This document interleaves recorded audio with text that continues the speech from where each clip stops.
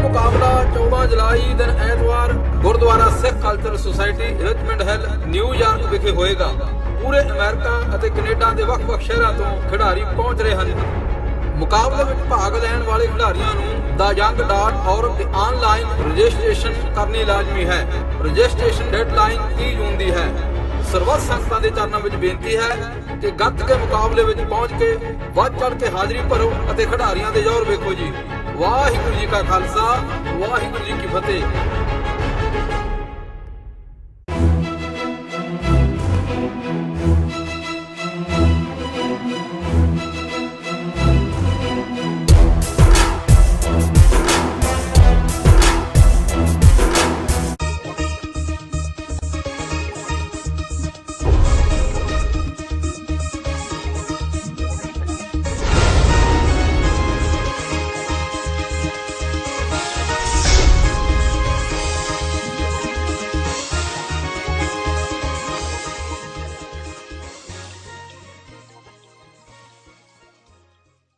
जी का खालसा वाहिगुरू जी की फतेह। TVT4 ਦੇ ਸਾਰੇ ਦਰਸ਼ਕ ਤੇ ਸਰੋਤੇ ਜਿਹੜੇ ਇਸ ਵਕਤ ਸਾਡੇ ਨਾਲ ਨਾਰਥ ਅਮਰੀਕਾ ਦੇ ਵਿੱਚੋਂ ਜੁੜੇ ਹੋਏ ਆ ਜਾਂ ਫਿਰ ਸੋਸ਼ਲ ਮੀਡੀਆ ਦੇ ਰਾਹੀਂ ਦੁਨੀਆ ਭਰ ਦੇ ਵਿੱਚ ਸਾਨੂੰ ਦੇਖ ਰਹੇ ਆ, ਉਹਨਾਂ ਸਾਰਿਆਂ ਦਾ ਮੈਂ ਅਮਰਵੀਰ ਸਿੰਘ ਅੱਜ ਇਸ ਪ੍ਰੋਗਰਾਮ ਦੇ ਵਿੱਚ ਤਹਿ ਦਿਲੋਂ ਸਵਾਗਤ ਕਰਦਾ। ਵਿਊਅਰਸ, ਅੱਜ ਅਸੀਂ ਕੈਨੇਡਾ ਦੇ ਵਿੱਚ ਜਿਹੜੀਆਂ ਆਉਣ ਵਾਲੇ ਅਕਤੂਬਰ ਦੇ ਵਿੱਚ ਇਲੈਕਸ਼ਨਸ ਡਿਊ ਨੇ ਫੈਡਰਲ ਲੈਵਲ ਦੀਆਂ, ਉਸ ਮੁਤਾਬਕ ਉਸ ਮੁਤਲਕ ਗੱਲਬਾਤ ਕਰਾਂਗੇ ਕਿ ਇਹਨਾਂ ਇਲੈਕਸ਼ਨਸ ਦੇ ਵਿੱਚ ਜਿਹੜੇ ਇਸ ਵਕਤ ਰੁਝਾਨ ਨੇ ਉਹ ਕੀ ਨੇ ਤੇ ਕਿਹੜੇ ਜਿਹੜੇ ਇਸ਼ੂਜ਼ ਨੇ ਕੈਨੇਡੀਅਨ ਪੋਲਿਟਿਕਸ ਦੇ ਵਿੱਚ ਇਸ ਵਕਤ ਭਾਰੂ ਨੇ। ਸਿੱਖ ਪਰਸਪੈਕਟਿਵ ਤੋਂ ਵੀ ਗੱਲਬਾਤ ਕਰਾਂਗੇ, ਖਾਸ ਤੌਰ ਤੇ ਜਦੋਂ ਅਸੀਂ ਬਾਹਰਲੀਆਂ ਤਾਕਤਾਂ ਦਾ ਇੰਡੀਅਨ ਇਨਫਲੂਐਂਸ ਦੀ ਗੱਲ ਕਰਦੇ ਹਾਂ, ਇੱਥੋਂ ਦੇ ਸਿਸਟਮ ਦੇ ਵਿੱਚ ਰਹਿੰਦੇ ਹਾਂ ਜਿੱਥੇ ਸਿੱਖ ਹੱਕਾਂ ਦੀ ਜਿਹੜੀ ਆਵਾਜ਼ ਹੈ ਉਹ ਬੁਲੰਦ ਕੀਤੀ ਜਾਂਦੀ ਹੈ, ਉਹ ਭਾਵੇਂ 84 ਦਾ ਇਸ਼ੂ ਹੋਵੇ ਜਾਂ ਉਹਦੇ ਤੋਂ ਬਾਅਦ ਜਿਹੜੀ ਸਾਰੀ ਸਿੱਖ ਸਟਰਗਲ ਹੈ, ਉਸ ਇਸ਼ੂ ਨੂੰ ਲੈ ਕੇ ਕਿਵੇਂ ਕੈਨੇਡੀਅਨ ਪੋਲੀਟੀਸ਼ੀਅਨਸ ਨੂੰ ਪ੍ਰੈਸ਼ਰਾਈਜ਼ ਕੀਤਾ ਜਾਂਦਾ ਹੈ ਜਾਂ ਲੌਬਿੰਗ ਦੇ ਨਾਂ ਥੱਲੇ ਕਿਵੇਂ ਉਹਨਾਂ ਨੂੰ ਜਿਹੜੀ ਸਿੱਖ ਸਟਰਗਲ ਹੈਗੀ ਹੈ ਉਹਨੂੰ ਕ੍ਰਸ਼ ਕਰਨ ਦੀ ਜਿਹੜੀ ਲਾਈਨ ਹੈ ਉਹ ਦੇਖਣ ਨੂੰ ਮਿਲਦੀ ਹੈ, ਉਹ ਕਿਵੇਂ ਪ੍ਰਭਾਵਿਤ ਕਰ ਰਹੀ ਹੈ ਸਾਰੇ ਸਮੇਂ ਦੇ ਵਿੱਚ। ਇਸ ਬਾਬਤ ਅਸੀਂ ਗੱਲਬਾਤ ਕਰਾਂਗੇ। ਸੋ ਇਹ ਸਾਰੀ ਗੱਲਬਾਤ ਦੇ ਲਈ ਅੱਜ ਸਾਡੇ ਨਾਲ ਸਰੀ ਤੋਂ ਚੜ੍ਹਦੀ ਕਲਾ ਨਿਊਜ਼ਪੇਪਰ ਦੇ ਐਡੀਟਰ ਗੁਰਪ੍ਰੀਤ ਸਿੰਘ ਸਹੋਤਾ ਸਾਡੇ ਨਾਲ ਬਣੇ ਹੋਏ ਆ। ਆਓ ਉਹਨਾਂ ਨਾਲ ਮਿਲ ਕੇ ਅੱਜ ਦੀ ਇਸ ਵਿਚਾਰ ਚਰਚਾ ਦੀ ਸ਼ੁਰੂਆਤ ਕਰਦੇ ਹਾਂ। ਗੁਰਪ੍ਰੀਤ ਸਿੰਘ ਜੀ, ਤੁਹਾਡਾ ਸਵਾਗਤ ਹੈ ਜੀ। ਵਾਹਿਗੁਰੂ ਜੀ ਕਾ ਖਾਲਸਾ, ਵਾਹਿਗੁਰੂ ਜੀ ਕੀ ਫਤਿਹ। TV84 ਨਾਲ ਜੁੜੇ ਸਮੂਹ ਦਰਸ਼ਕਾਂ ਨੂੰ ਜੀ ਵਾਹਿਗੁਰੂ ਜੀ ਕਾ ਖਾਲਸਾ, ਵਾਹਿਗੁਰੂ ਜੀ ਕੀ ਫਤਿਹ। ਭਾਈ ਸਾਹਿਬ, ਸ਼ੁਰੂਆਤ ਮੈਂ ਕਰੂੰਗਾ ਓਵਰਆਲ ਜਨਰਲੀ ਕਿਵੇਂ ਦੇਖਦੇ ਹੋ ਅਕਤੂਬਰ ਦੇ ਵਿੱਚ ਜਿਹੜੀਆਂ ਇਹ ਇਲੈਕਸ਼ਨਸ ਹੋਣ ਜਾ ਰਹੀਆਂ ਨੇ। ਲਿਬਰਲਸ ਨੇ, ਜਸਟਿਨ ਟਰੂਡੋ ਦੀ ਸਰਕਾਰ ਹੈ, ਕਈ ਮੁੱਦਿਆਂ ਦੇ ਉੱਤੇ ਉਹ ਘਿਰੇ ਵੀ ਹੋਏ ਆ ਤੇ ਅਦਰਵਾਈਜ਼ ਜਿਹੜੀ ਪਪੂਲੈਰਿਟੀ ਦਾ ਗ੍ਰਾਫ ਹੈ ਉਹ ਵੀ ਕਿਤੇ ਨਾ ਕਿਤੇ ਥੱਲੇ ਆਉਂਦਾ ਨਜ਼ਰ ਆਇਆ ਪਿਛਲੇ ਸਮੇਂ ਦੇ ਵਿੱਚ। ਸੋ ਕਿਵੇਂ ਦੇਖਦੇ ਹੋ? ਕੰਜ਼ਰਵੇਟਿਵਸ ਦੂਜੇ ਪਾਸੇ ਹੈਗੇ ਆ ਜਾਂ ਜਿਹੜੀ NDP ਦੀ ਕਿਤੇ ਨਾ ਕਿਤੇ ਇੱਕ ਸੀ ਕਿ ਉਹਨਾਂ ਨੇ ਕੰਮ ਕਰਨਾ ਸ਼ੁਰੂ ਕੀਤਾ ਸੀ ਆਪਣੇ ਦਾਇਰਾਕਾਰ ਦੇ ਵਿੱਚੋਂ ਨਿਕਲ ਕੇ, ਓਵਰਆਲ ਕੀ ਸਿਨੈਰੀਓ ਨਜ਼ਰ ਆ ਰਿਹਾ ਹੈ? ਇਸ ਤਰ੍ਹਾਂ ਹੈ ਜੀ ਕਿ ਜਿਹੜੀ ਅਕਤੂਬਰ ਦੇ ਵਿੱਚ ਇਲੈਕਸ਼ਨ ਹੋਣੀ ਹੈ ਇਸ ਵਾਰ, ਉਹਨੂੰ ਲੈ ਕੇ ਹਲੇ ਕੋਈ ਵੀ ਪਾਰਟੀ ਇਸ ਤਰ੍ਹਾਂ ਨਹੀਂ ਦਿਖਾਈ ਦੇ ਰਹੀ ਕਿ ਕਿਸੇ ਦੀ ਹਵਾ ਹੋਵੇ ਜੀ। ਤੇ ਲਿਬਰਲ ਪਾਰਟੀ ਹੈ ਉਹਦੇ ਵੱਲੋਂ ਜ਼ੋਰ ਲਾਇਆ ਜਾ ਰਿਹਾ ਕਿ ਦੁਬਾਰਾ ਸੱਤਾ ਦੇ ਵਿੱਚ ਆ ਜਾਣ, ਜਿਸ ਕਰਕੇ ਉਹਨਾਂ ਨੇ ਜਿਹੜਾ ਮੁੱਖ ਨਿਸ਼ਾਨਾ ਸੀਗਾ, ਉਹ ਮੁੱਖ ਟੀਚਾ ਸੀਗਾ ਇਮੀਗ੍ਰੈਂਟਸ ਨੂੰ ਖੁਸ਼ ਕਰਨਾ ਰੱਖਿਆ ਹੋਇਆ ਸੀਗਾ ਜੀ। ਤੇ ਇਸ ਵਾਰ ਬਹੁਤ ਸਾਰੇ ਜਿਹੜੇ ਵਿਜ਼ਟਰ ਵੀਜ਼ੇ ਆ ਉਹਨਾਂ ਦੇ ਵਿੱਚ ਖੁੱਲ੍ਹ ਦਿੱਤੀ ਗਈ ਆ, ਬਹੁਤ ਸਾਰੇ ਰਿਫਿਊਜੀ ਇੱਥੇ ਲਿਆਂਦੇ ਗਏ ਆ, ਬਹੁਤ ਸਾਰੀਆਂ ਹੋਰ ਇਮੀਗ੍ਰੈਂਟਾਂ ਸੰਬੰਧੀ ਸਹੂਲਤਾਂ ਜਿਹੜੀਆਂ ਦਿੱਤੀਆਂ ਗਈਆਂ ਤੇ ਉਹਨਾਂ ਨੂੰ ਲੱਗਦਾ ਕਿ ਉਹ ਇਸ ਤਰੀਕੇ ਜਿੱਤ ਸਕਦੇ ਆ ਜੀ। ਇਸ ਦੇ ਨਾਲ ਹੀ ਬਹੁਤ ਸਾਰੇ ਲੋਕ ਇਸ ਕਰਕੇ ਉਹਨਾਂ ਦਾ ਨਾਰਾਜ਼ ਵੀ ਆ ਕਿ ਕੈਨੇਡਾ ਦੇ ਵਿੱਚ ਬਹੁਤ ਵੱਡੀ ਗਿਣਤੀ 'ਚ ਬਾਹਰੋਂ ਲੋਕ ਸੱਦੇ ਗਏ ਆ ਤੇ ਇਹ ਮੁਲਕ ਦਾ ਜਿਹੜਾ ਸੱਭਿਆਚਾਰ ਆ ਉਹ ਖਰਾਬ ਕਰ ਦੇਣਗੇ। ਕੁਝ ਕਦਰਾਂ ਕੀਮਤਾਂ ਨੂੰ ਫਰਕ ਪੈ ਸਕਦਾ, ਸਿਕਿਉਰਿਟੀ ਨੂੰ ਖਤਰਾ ਹੋ ਸਕਦਾ। ਸੋ ਇਸ ਗੱਲੋਂ ਕੁਝ ਲੋਕਾਂ ਦੀ ਨਾਰਾਜ਼ਗੀ ਵੀ ਹੈਗੀ ਆ ਤੇ ਪਰ ਕੁਝ ਲੋਕ ਫਿਰ ਇਹ ਵੀ ਆ ਕਿ ਜੇ ਬਾਹਰੋਂ ਲੋਕ ਆਉਣਗੇ ਕੰਮ ਕਰਨਗੇ ਤਾਂ ਹੀ ਜਿਹੜੇ ਪਹਿਲੇ ਲੋਕ ਆਏ ਹੋਏ ਆ ਉਹਨਾਂ ਦੀਆਂ ਪੈਨਸ਼ਨ ਤੇ ਹੋਰ ਖਾਤੇ ਕੱਢਣਗੇ, ਕਿਉਂਕਿ ਕੈਨੇਡਾ ਦੀ ਜਿਹੜੀ ਜਨਮ ਦਰ ਆ ਉਹ ਬਹੁਤ ਘੱਟ ਹੈਗੀ ਆ ਜੀ। ਇਸ ਦੇ ਉਲਟ ਜਿਹੜੀ ਕੰਜ਼ਰਵੇਟਿਵ ਪਾਰਟੀ ਆ ਉਹ ਖੁੱਲ੍ਹ ਕੇ ਤਾਂ ਨਹੀਂ ਪਰ ਇਮੀਗ੍ਰੈਂਟਸ ਦੀ ਵਿਰੋਧੀ ਆ ਤੇ ਜੇ ਉਹ ਚਾਹੁੰਦੇ ਵੀ ਆ ਤਾਂ ਉਹ ਥਰਡ ਵਰਲਡ ਕੰਟਰੀਜ਼ ਤੋਂ ਇਮੀਗ੍ਰੈਂਟਸ ਨਹੀਂ ਚਾਹੁੰਦੇ, ਯੂਰਪ ਤੋਂ ਜਾਂ ਹੋਰ ਮੁਲਕਾਂ ਤੋਂ ਉਹਨਾਂ ਦੀ ਕੋਸ਼ਿਸ਼ ਹੁੰਦੀ ਹੈ ਕਿ ਲਿਆਂਦੇ ਜਾਣ। ਉਹਨਾਂ ਦੀ ਜਿਹੜੀ ਇਸ ਵੇਲੇ ਉਹਨਾਂ ਨੂੰ ਲੀਡ ਕਰ ਰਹੇ ਆ ਉਹ ਐਂਡਰਿਊ ਸ਼ੀਅਰ ਹੈ ਜੀ। ਐਂਡਰਿਊ ਸ਼ੀਅਰ ਬੇਸ਼ੱਕ ਉਹਨਾਂ ਨੇ ਕੋਸ਼ਿਸ਼ ਬਹੁਤ ਕੀਤੀ ਹੈ, ਉਹਨਾਂ ਨੂੰ ਪੋਪੂਲੈਰਿਟੀ ਪਹਿਲਾਂ ਨਾਲੋਂ ਪਾਰਟੀ ਦੀ ਵੱਧ ਮਿਲੀ ਆ ਪਰ ਪਰਸਨਲੀ ਜਿਹੜੇ ਆ ਉਹ ਕੋਈ ਕਸਮੈਟਿਕ ਲੀਡਰ ਨਹੀਂ ਸਾਬਤ ਹੋ ਰਹੇ। ਉਹਨਾਂ ਦੀ ਲੀਡਰਸ਼ਿਪ ਦੇ ਵਿੱਚ ਲੋਕਾਂ ਨੂੰ ਕੋਈ ਕ੍ਰਿਸ਼ਮਾ ਨਹੀਂ ਦਿਸ ਰਿਹਾ ਕਿ ਉਹਨਾਂ ਦੇ ਮਗਰ ਲੱਗ ਸਕਣ। ਉਹ ਕੋਈ ਅਜਿਹਾ ਵਿਜ਼ਨ ਨਹੀਂ ਦੇ ਸਕੇ ਕੈਨੇਡੀਅਨ ਲੋਕਾਂ ਨੂੰ ਕਿ ਜਿਹੜੇ ਇੱਕ ਪਾਸੇ ਹੋ ਕੇ ਲੋਕ ਉਹਨਾਂ ਦੀ ਮਦਦ ਕਰ ਸਕਣ। ਤੇ ਤੀਜੇ ਪਾਸੇ ਜਿਹੜੀ ਆ NDP ਦੇ ਜਗਮੀਤ ਸਿੰਘ ਹੈ, ਉਹ ਪਹਿਲਾਂ ਵੀ ਤੀਜੇ ਨੰਬਰ ਦੇ ਉੱਤੇ ਸੀਗੀ ਪਾਰਟੀ, ਹੁਣ ਉਹਨਾਂ ਨੇ ਕੋਈ ਸੀਟ ਜਿੱਤ ਕੇ ਆਪ ਵੀ MP ਬਣੇ ਆ। ਪਰ ਫਿਰ ਵੀ ਕੈਨੇਡੀਅਨ ਮੇਨ ਸਟ੍ਰੀਮ ਦੇ ਵਾਸਤੇ NDP ਦੀ ਦੂਰਦ੍ਰਿਸ਼ਟੀ ਕੀ ਹੈਗੀ ਆ ਤੇ ਜਾਂ ਉਹ ਮੁਲਕ ਦੇ ਬਾਰੇ ਕੀ ਸੋਚਦੇ ਆ, ਇਹ ਕੁਝ ਘਾਟਾਂ ਹੈਗੀਆਂ ਜਿਹੜੀਆਂ NDP ਹੱਲੇ ਲੋਕਾਂ ਨੂੰ ਦੱਸ ਨਹੀਂ ਸਕੀ ਹੈਗੀ। ਤਾਂ ਇਹ ਕਹਿ ਸਕਦੇ ਜਗਮੀਤ ਸਿੰਘ ਹੱਲੇ ਦੱਸ ਨਹੀਂ ਸਕੇ ਹੈਗੇ। ਬੇਸ਼ੱਕ ਪਰਸਨਲੀ ਉਹਨਾਂ ਨੂੰ ਜਿੱਥੇ ਇਮੀਗ੍ਰੈਂਟਸ ਹੈਗੇ ਆ ਉਹ ਵੋਟਾਂ ਜਿਹੜੀਆਂ ਆ ਉਹਨਾਂ ਦੇ ਵਿੱਚ ਵਾਧਾ ਹੋ ਸਕਦਾ ਆ, ਪਰ ਓਵਰਆਲ ਜਿਹੜਾ ਵਿਦਨ ਪਾਰਟੀ ਵੀ ਇੱਕ ਕੌਨਫਲਿਕਟ ਚੱਲਿਆ ਆ ਰਿਹਾ ਆ। ਕੁਝ ਲੋਕ ਪਾਰਟੀ ਦੇ ਵਿੱਚੋਂ ਰਹਿ ਕੇ ਵੀ ਉਹਨਾਂ ਦੀ ਜਿਹੜੀ ਵਿਰੋਧਤਾ ਕਰਦੇ ਆ ਰਹੇ ਆ। ਸੋ ਜਿਹੜਾ ਮੁੱਖ ਮੁਕਾਬਲਾ ਹੋਣਾ ਇਸ ਵਾਰ ਉਹ ਫਿਰ ਲਿਬਰਲ ਪਾਰਟੀ ਅਤੇ ਕੰਜ਼ਰਵੇਟਿਵ ਪਾਰਟੀ ਦੇ ਦਰਮਿਆਨ ਹੋਣ ਦੀ ਹੀ ਆਸ ਹੈਗੀ ਆ। ਹੱਲੇ ਚੋਣਾਂ ਦੇ ਵਿੱਚ 100 ਤੋਂ ਉੱਪਰ ਦਿਨ ਪਏ ਆ। ਹਜੇ ਬਹੁਤ ਸਾਰੇ ਜਿਹੜੇ ਉਮੀਦਵਾਰ ਹੈ ਉਹ ਵੀ ਨਹੀਂ ਐਲਾਨੇ ਗਏ, ਕਈ ਹਜੇ ਨਾਮਜ਼ਦਗੀ ਚੋਣਾਂ ਹੋਣੀਆਂ। ਸੋ ਹੱਲੇ ਜਿਹੜਾ ਮੈਦਾਨ ਹੈਗਾ ਪੂਰੀ ਤਰ੍ਹਾਂ ਭਖਿਆ ਨਹੀਂ ਹੈਗਾ ਤੇ ਹਜੇ ਜਿਹੜੇ ਮੁੱਦੇ ਆ ਉਹ ਛਾਏ ਜਾਣੇ ਆ, ਹਜੇ ਸਕੈਂਡਲ ਜਿਹੜੇ ਆ ਉਹ ਨਿਕਲਣੇ ਆ ਬਾਹਰ। ਉਸ ਤੋਂ ਬਾਅਦ ਜਾ ਕੇ ਗੱਲ ਗਰਮ ਹੋਣੀ ਆ। ਹੱਲੇ ਬਹੁਤ ਔਖਾ ਹੈਗਾ ਕਹਿਣਾ ਕਿ ਕਿਹੜੀ ਪਾਰਟੀ ਦਾ ਰਾਜ ਆਊਗਾ, ਪਰ ਇੰਨਾ ਜ਼ਰੂਰ ਹੈਗਾ ਆ ਕਿ ਆਊਗਾ ਇਹਨਾਂ ਦੋਵਾਂ ਦੇ ਵਿੱਚੋਂ, ਜਾਂ ਕੰਜ਼ਰਵੇਟਿਵ ਪਾਰਟੀ ਜਾਂ ਲਿਬਰਲ ਪਾਰਟੀ ਦੇ ਵਿੱਚੋਂ। ਜਿਹੜੇ ਹੱਲੇ ਮਾਹਰ ਪੇਸ਼ੈਂਟ ਗੋਈਆਂ ਕਰ ਰਹੇ ਆ ਉਹ ਇਹ ਕਹਿ ਰਹੇ ਆ ਕਿ ਜਾਂ ਤਾਂ ਕੰਜ਼ਰਵੇਟਿਵ ਦੀ ਮੈਜੋਰਟੀ ਸਰਕਾਰ ਬਣੂਗੀ ਤੇ ਜਾਂ ਇਹ ਹੋ ਸਕਦਾ ਕਿ ਲਿਬਰਲ ਜਿਹੜੇ ਆ NDP ਦੇ ਨਾਲ ਰਲ ਕੇ ਮਾਈਨੋਰਟੀ ਸਰਕਾਰ ਬਣਾ ਜਾਣ। ਜੀ, ਸੋ ਇਹਦੇ ਕਿੰਨੇ ਕੁ ਚਾਂਸਸ ਜਾਂ ਕੀ ਸਮਝਦੇ ਹੋ, ਜਿਵੇਂ ਜਿਹੜੀ NDP ਦੀ ਇਸ ਵਕਤ ਕਾਰਗੁਜ਼ਾਰੀ ਹੈ ਉਹ ਕਿਸ ਲੈਵਲ ਤੇ ਨਜ਼ਰ ਆ ਰਹੀ ਹੈ ਕਿ ਜੇ ਵੋਟਾਂ ਘਟਦੀਆਂ ਨੇ ਜਾਂ ਇਹਨਾਂ ਨੂੰ ਮੌਕਾ ਬਣਦਾ ਨਾਲ ਕੋਲੀਸ਼ਨ ਦੇ ਵਿੱਚ ਆਉਣ ਦਾ NDP ਨੂੰ, ਤੇ ਫਿਰ ਇਹਨਾਂ ਦਾ ਵੀ ਨਾਲ ਦਾ ਲੱਗ ਸਕਦਾ? ਇਹ ਹੱਲੇ ਬਹੁਤ ਸਮੇਂ ਤੋਂ ਪਹਿਲਾਂ ਕਹਿਣ ਵਾਲੀ ਗੱਲ ਹੈ ਜੀ। ਪਹਿਲਾਂ ਤਾਂ ਲਿਬਰਲ ਜਿਹੜੀ ਪਾਰਟੀ ਆ ਉਹ ਇਹੀ ਕੋਸ਼ਿਸ਼ ਕਰੂਗੀ ਕਿ ਉਹ ਖੁਦ ਸੀਟਾਂ ਵੱਧ ਜਿਹੜੀਆਂ ਜਿੱਤ ਕੇ ਲਿਜਾਣ। ਪਿਛਲੀ ਵਾਰੀ ਵੀ ਇਹੀ ਹੋਇਆ ਸੀਗਾ ਕਿ ਬਹੁਤ ਸਾਰੇ NDP ਦੇ ਜਿਹੜੇ ਵੋਟਰ ਸੀਗੇ ਉਹਨਾਂ ਨੇ ਜਦੋਂ ਅਖੀਰ ਦੇ ਵਿੱਚ ਜਾ ਕੇ ਦੇਖਿਆ ਸੀਗਾ ਕਿ NDP ਜਿਹੜੀ ਆ ਬਹੁਤੀਆਂ ਸੀਟਾਂ ਨਹੀਂ ਜਿੱਤ ਸਕਦੀ, ਸੋ ਉਹਨਾਂ ਨੇ ਕੰਜ਼ਰਵੇਟਿਵ ਨੂੰ ਰੋਕਣ ਦੇ ਵਾਸਤੇ ਜਿਹੜੀਆਂ ਆਪਣੀਆਂ ਵੋਟਾਂ ਲਿਬਰਲ ਪਾਰਟੀ ਨੂੰ ਪਾ ਜੀ, ਕਿਉਂਕਿ ਜਿਹੜੀਆਂ ਲਿਬਰਲ ਪਾਰਟੀ ਦੀਆਂ ਤੇ NDP ਪਾਰਟੀ ਦੀਆਂ ਨੀਤੀਆਂ ਆ ਉਹ ਆਲਮੋਸਟ ਸੇਮ ਹੀ ਹੈਗੀਆਂ ਆ, ਉਹਨਾਂ ਦਾ ਕੋਈ ਬਹੁਤਾ ਫਰਕ ਨਹੀਂ ਹੈਗਾ। ਸੋ ਹੁਣ ਵੀ ਇਸ ਵਾਰੀ ਇਹ ਦੇਖਿਆ ਜਾਣਾ ਬਣਦਾ ਕਿ ਲੋਕ ਜਿਹੜੇ ਆ ਕੰਜ਼ਰਵੇਟਿਵ ਦੇ ਮਗਰ ਲੱਗਦੇ ਆ ਜਾਂ ਉਹ ਕੰਜ਼ਰਵੇਟਿਵ ਦੇ ਉਲਟ ਹੋ ਕੇ ਵੀ ਜਿਹੜੇ NDP ਦੇ ਲਿਬਰਲ ਵਾਲੇ ਇਕੱਠੇ ਹੋ ਜਾਂਦੇ ਆ। ਇਹ ਸਮੇਂ ਤੋਂ ਪਹਿਲਾਂ ਵਾਲੀ ਗੱਲ ਆ। ਤੇ ਜਿਹੜੀ ਵੱਡੀ ਗੱਲ ਹੈਗੀ ਆ ਕਿ ਸਾਡੇ ਜਿਹੜਾ ਫੈਸਲਾ ਹੁੰਦਾ ਕੈਨੇਡਾ ਦੇ ਵਿੱਚ, ਜਿਵੇਂ ਭਾਰਤ ਵਿੱਚ ਵੱਡੀਆਂ ਸਟੇਟਾਂ ਕਰਦੀਆਂ UP ਜਾਂ ਮੱਧ ਪ੍ਰਦੇਸ਼ ਸੀਟਾਂ ਬਹੁਤ ਹੁੰਦੀਆਂ, ਇਸ ਤਰ੍ਹਾਂ ਕੈਨੇਡਾ ਦੇ ਵਿੱਚ ਜਿਹੜੀਆਂ ਸਭ ਤੋਂ ਵੱਧ ਸੀਟਾਂ ਹੈਗੀਆਂ ਉਹ ontario ਤੇ ਕੁਬੈਕ ਸੂਬਿਆਂ ਦੇ ਵਿੱਚ ਹੈਗੀਆਂ ਜੀ। ਜਿਹੜੇ BC ਆ, ਅਲਬਰਟਾ ਸੂਬੇ ਆ, ਛੋਟੇ ਸੂਬੇ ਆ, ਇਹਨਾਂ ਦੇ ਵਿੱਚ 20 ਤੋਂ ਲੈ ਕੇ 30 ਸੀਟਾਂ ਹੈਗੀਆਂ ਤੇ ਇਹ ਕੋਈ ਬਹੁਤੇ ਅਸਰਅੰਦਾਜ਼ ਨਹੀਂ ਹੁੰਦੀ। ਜਿਹੜੀ ਜ਼ਿਆਦਾ ਵੋਟਾਂ ਦੀ ਜਿਹੜੀ ਆ ਸੈਟਬੈਕ ਹੁੰਦੀ ਆ ਮੋਸਟਲੀ ontario ਤੇ ਕੁਬੈਕ ਦੇ ਲੋਕ ਜਿਹੜੇ ਉਹੀ ਡਿਸਾਈਡ ਕਰਦੇ ਆ ਕਿ ਸਰਕਾਰ ਕਿਹਨੇ ਬਣਾਉਣੀ ਆ।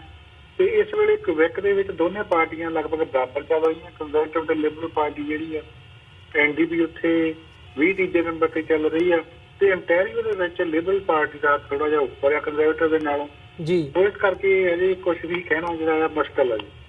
ਤੇ ਇਸ ਸਾਰੇ ਪਾਰਟ ਦੇ ਵਿੱਚ ਜਿਹੜਾ ਇਹ ਤੁਸੀਂ ਵੀ ਇੱਕ ਜ਼ਿਕਰ ਕੀਤਾ ਹੈ ਕਿ ਲਿਬਰਲਸ ਵੱਲੋਂ ਜਿਹੜੇ ਦਰਵਾਜ਼ੇ ਖੋਲ੍ਹੇ ਗਏ ਆ ਕੈਨੇਡਾ ਦੇ ਇਮੀਗ੍ਰੈਂਟਸ ਨੂੰ ਸੱਦਾ ਦਿੱਤਾ ਗਿਆ ਖੁੱਲ੍ਹੀਆਂ ਬਾਹਾਂ ਦੇ ਨਾਲ। ਦੁਨੀਆ ਭਰ ਦੇ ਵਿੱਚ ਜਦੋਂ ਅਸੀਂ ਬਾਹਰੋਂ ਬੈਠ ਕੇ ਦੇਖਦੇ ਹਾਂ, ਯੂਨਾਈਟਿਡ ਨੇਸ਼ਨਸ ਹੋਵੇ ਜਾਂ ਦੁਨੀਆ ਦੇ ਬਾਕੀ ਮੁਲਕ ਹੋਣ, ਇੱਕ ਵਾਹ ਜ਼ਰੂਰ ਹੁੰਦੀ ਹੈ ਕਿ ਜੀ ਹਾਂ ਚੰਗੀ ਗੱਲ ਹੈ, ਹਿਊਮੈਨਿਟੇਰੀਅਨਿਜ਼ਮ ਦੇ ਨਾਮ ਥੱਲੇ ਕੈਨੇਡਾ ਨੇ ਜਿਹੜੇ ਦਰਵਾਜ਼ੇ ਖੋਲ੍ਹੇ ਨੇ ਇਹ ਬੜੀ ਚੰਗੀ ਗੱਲ ਹੈ। ਪਰ ਇਹਦਾ ਇੰਪੈਕਟ ਇੰਟਰਨਲ ਪੋਲੀਟਿਕਸ ਦੇ ਉੱਪਰ ਕਿਸ ਹਿਸਾਬ ਨਾਲ ਦੇਖਦੇ ਹੋ? ਜਿਹੜਾ ਇਹ ਐਕਟ ਟਰੂਡੋ ਗਵਰਨਮੈਂਟ ਦਾ ਜਿਹੜਾ ਇਹ ਪਲਾਨ ਸੀ, ਕਿੰਨਾ ਕਿ ਇਹ ਲਿਬਰਲਸ ਨੂੰ ਫਾਇਦਾ ਦੇ ਸਕਦਾ ਹੈ ਤੇ ਦੂਜੇ ਪਾਸੇ ਦਾ ਕੀ ਪ੍ਰੋਜ਼ ਐਂਡ ਕੌਨਸ ਕੀ ਨਜ਼ਰ ਆਉਂਦੇ ਆ? ਜਿਹੜੇ ਰਫਿਊਜੀ ਜਾਂ ਸ਼ਰਨਾਰਥੀ ਜਿਹੜੇ ਬਾਹਰਲੇ ਮੁਲਕਾਂ ਤੋਂ ਸੀਰੀਆ ਤੋਂ ਜਾਂ ਹੋਰ ਸੱਦੇ ਗਏ ਆ ਉਹਨਾਂ ਦੇ ਉੱਤੇ ਟਰੂਡੋ ਸਰਕਾਰ ਵੱਲੋਂ ਖਰਚਾ ਕਾਫੀ ਕੀਤਾ ਗਿਆ ਜੀ। ਪਰ ਉਹਦੇ ਵਿੱਚ ਦੋਨੇ ਤਰ੍ਹਾਂ ਦੇ ਲੋਕ ਹੈਗੇ ਆ। ਬਹੁਤ ਸਾਰੇ ਲੋਕ ਜਿਹੜੇ ਹਿਊਮਨ ਰਾਈਟਸ ਦੇ ਪੱਖੀ ਆ ਉਹ ਕਹਿੰਦੇ ਵੀ ਬਹੁਤ ਵਧੀਆ ਗੱਲ ਹੋਈ ਆ, ਕੈਨੇਡਾ ਨੇ ਆਪਣਾ ਬਣਦਾ ਫਰਜ਼ ਨਿਭਾਇਆ।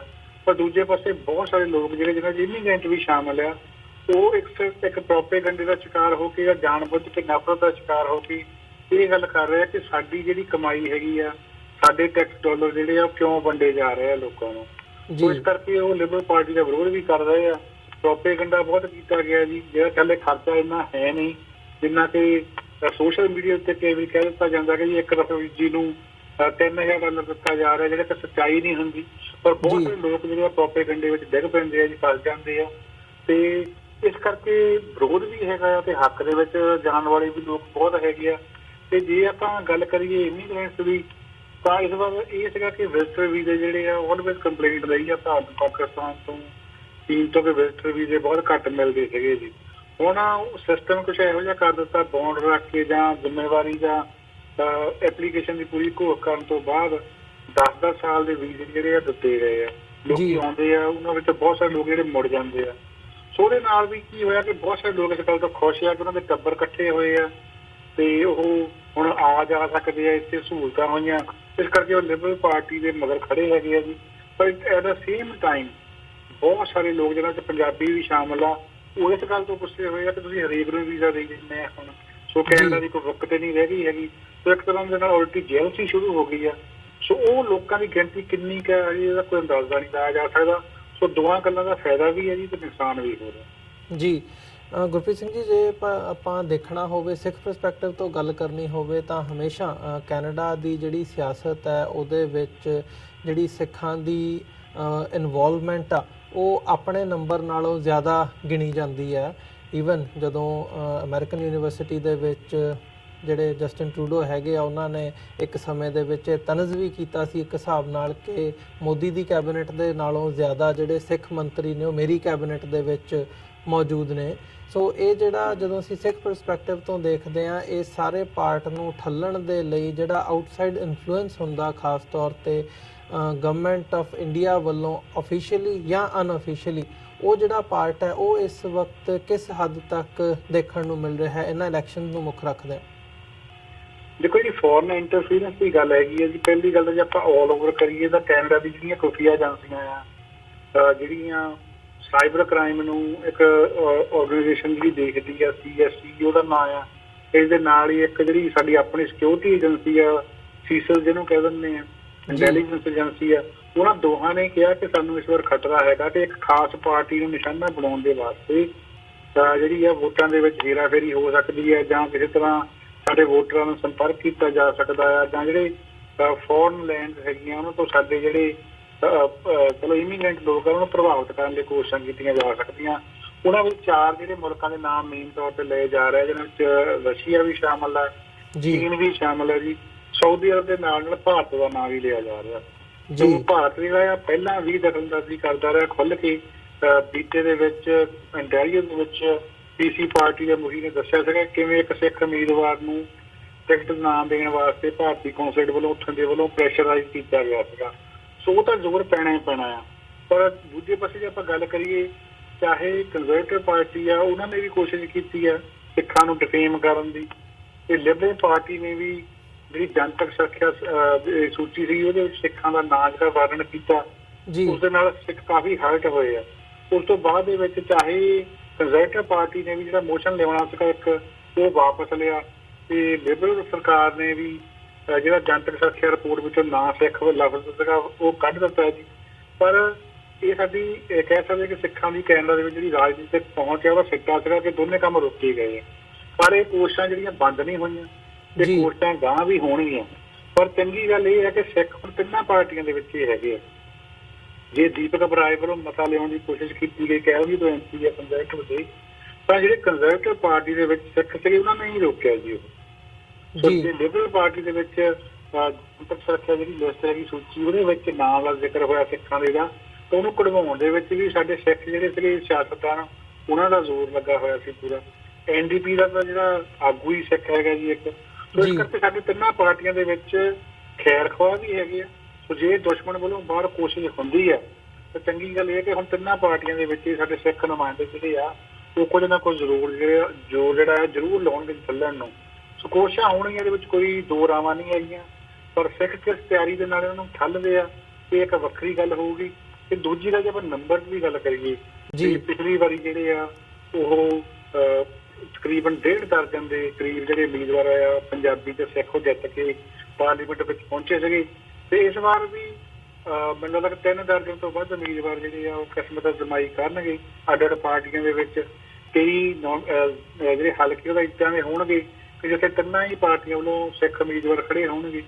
ਸੋ ਹੋ ਸਕਦਾ ਸ਼ਾਇਦ ਇੰਨੇ ਉਮੀਦਵਾਰ ਨਾ ਬਣ ਜਿੰਨੇ ਕਿ ਐਤਕੀ ਸੀਗੇ ਜਿੱਤਣ, ਪਰ ਫਿਰ ਵੀ ਇੱਦਾਂ ਵੀ ਹੋਣਾ ਕਿ ਲੱਗਦਾ ਹੈ ਕਿ ਥੋੜੇ ਬਹੁਤੇ ਫਿਰ ਵੀ ਜ਼ਰੂਰ ਜਿਹੜੇ ਪਾਰਲੀਮੈਂਟ ਦੇ ਵਿੱਚ ਪਹੁੰਚ ਜਾਣਗੇ ਤੇ ਸਿੱਖ ਸਰੋਕਾਰਾਂ ਦੀ ਜਿਹੜੀ ਗੱਲ ਹੈਗੀ ਆ ਉਹ ਹੁੰਦੀ ਰਹੂਗੀ। ਜੀ, ਇਸ ਸਾਰੇ ਦੇ ਵਿੱਚ ਜਿਵੇਂ ਤੁਸੀਂ ਜ਼ਿਕਰ ਕੀਤਾ ਕਿ ਜਿਹੜੀ ਸੇਫਟੀ ਰਿਪੋਰਟ ਸੀ ਉਹਦੇ ਵਿੱਚ ਸਿੱਖ ਐਕਸਟ੍ਰੀਮਿਜ਼ਮ ਸ਼ਬਦ ਦੀ ਜਿਹੜੀ ਵਰਤੋਂ ਕੀਤੀ ਗਈ ਉਹ ਵੀ ਕੈਨੇਡੀਅਨ ਸਿੱਖਾਂ ਵੱਲੋਂ ਜਾਂ ਜਥੇਬੰਦੀਆਂ ਵੱਲੋਂ ਇਹੀ ਆਇਆ ਸੀ ਵੀ ਇੰਡੀਅਨ ਇਨਫਲੂਐਂਸ ਉਹਦੇ ਵਿੱਚ ਦੇਖਣ ਨੂੰ ਮਿਲਿਆ। ਉਹਨਾਂ ਦੀ ਲੌਬਿੰਗ ਕਰਕੇ ਇਹ ਜਿਹੜਾ ਸਾਰਾ ਪਾਰਟ ਹੈ ਉਹ ਸੰਭਵ ਹੋ ਸਕਿਆ ਤੇ ਬਾਅਦ ਦੇ ਵਿੱਚ ਪ੍ਰੈਸ਼ਰ ਤੋਂ ਬਾਅਦ ਉਹ ਜਿਹੜੀ ਚੀਜ਼ ਹੈ ਉਹ ਵਾਪਸ ਲਈ ਗਈ ਹੈ। ਸੋ ਅੱਜ ਵੀ ਜਿਹੜੀਆਂ ਉੱਦਾਂ ਦੀਆਂ ਕੋਸ਼ਿਸ਼ਾਂ ਨੇ ਉਹ ਜਾਰੀ ਨੇ।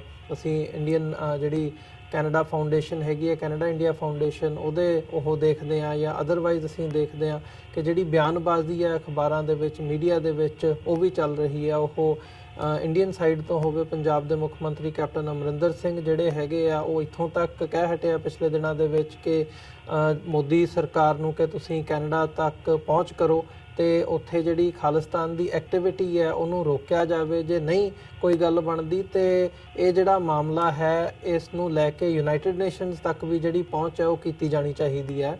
ਸੋ ਇਹ ਜਿਹੜਾ ਪ੍ਰੈਸ਼ਰ ਬਿਲਡ ਕੀਤਾ ਜਾ ਰਿਹਾ ਹੈ, ਕੀ ਲੱਗਦਾ ਕਿ ਇਹਦਾ ਅਸਰ ਕਿੰਨਾ ਕੁ ਦੇਖਣ ਨੂੰ ਮਿਲ ਰਿਹਾ ਹੈ ਇੱਥੇ ਇੰਟਰਨਲੀ ਜਦੋਂ ਤੁਸੀਂ ਕੈਨੇਡਾ ਦੇ ਵਿੱਚ ਬੈਠ ਕੇ ਦੇਖਦੇ ਹੋ? ਦੇਖੋ, ਜ਼ੋਰ ਜਿਹੜਾ ਬਹੁਤ ਲਾਇਆ ਜਾ ਰਿਹਾ, ਚਾਹੇ ਭਾਰਤ ਸਰਕਾਰ ਆ ਚਾਹੇ ਪੰਜਾਬ ਸਰਕਾਰ ਹੋਈ ਆ। ਪੰਜਾਬ ਸਰਕਾਰ ਵੱਲੋਂ ਵੀ ਕੈਪਟਨ ਅਮਰਿੰਦਰ ਸਿੰਘ ਵੱਲੋਂ ਵੀ ਉਹੀ ਬੋਲੀ ਜਾ ਰਹੀ ਹੈ ਜਿਹੜੀ ਕਿ ਪਿੱਛੋਂ ਕਿਸੇ ਮੁਖੀ ਨੇ ਇੰਟੈਲੀਜੈਂਸ ਏਜੰਸੀ ਨੇ ਲਿਖੀ ਹੁੰਦੀ ਹੈ।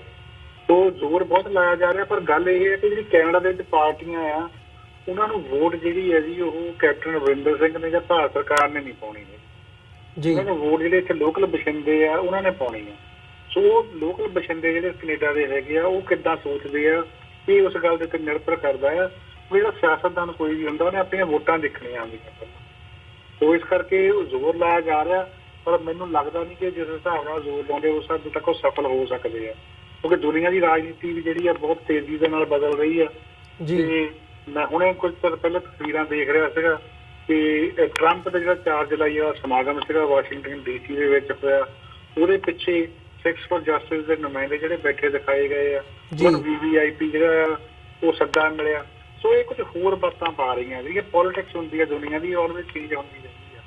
ਸੋ ਜਿਹੜੇ ਇੱਥੇ ਦੇ ਪੋਲੀਟੀਸ਼ੀਅਨ ਵੀ ਆ ਕੈਨੇਡਾ ਦੇ, ਉਹਨਾਂ ਨੇ ਵੀ ਪਹਿਲਾਂ ਇਹ ਦੇਖਣਾ ਕਿ ਸਾਨੂੰ ਕਿਹੜੀ ਚੀਜ਼ ਦੀ ਲੋੜ ਹੈ।